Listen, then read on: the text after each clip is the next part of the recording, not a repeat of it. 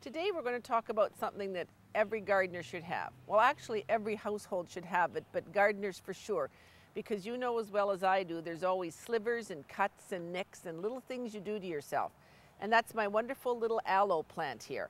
I would not be without it. A few minutes ago, when I was doing some last minute gardening and cleanup, I managed to drive a nice chunk of wood into my hand. So now, the quickest thing, even though I have antibiotic creams and everything else you can think of in the house, I immediately ran for my aloe plant. It's one of the medicinal herbs that have been known to mankind for as long as mankind has known about herbs. All I have to do is take a little bit off the end with my scissors, or I could break it off if I was desperate.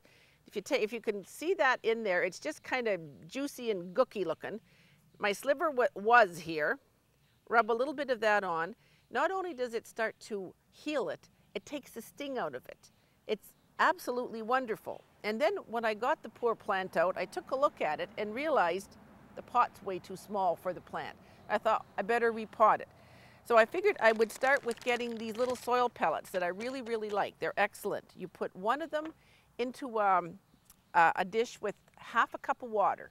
And it should be warm water because warm water absolutely works the best. It soaks it up faster.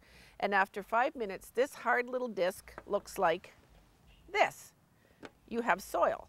And all I have to do is take that out, break it up a little bit, and I've got some wonderful soil in the bottom of my pot for my plant. Now that's not enough. So in a pot this size, I would estimate that I would have to use probably about 4 or 5 of these little pellets. All I have to do is drop them in.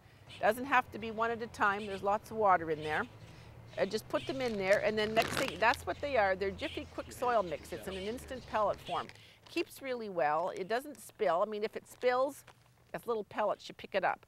Or if you don't have to use the pellets. You can also use the just regular soil. And I put that in there. But again, everything has to be wet. So don't make the mistake of trying to work with anything when it's dry. It's really muddy. Don't wear your best clothes. Wear an apron if you have one. Have everything wet. I always have my stuff soaking in a bucket. It makes all the difference in the world.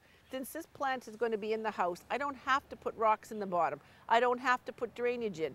I'm the one watering it. It's not depending on Mother Nature for its drink, so I don't have to put any drainage in it. That's one of the things with an inside pot. Now there's my little aloe. You'll notice it came out neatly because I had it soaking wet.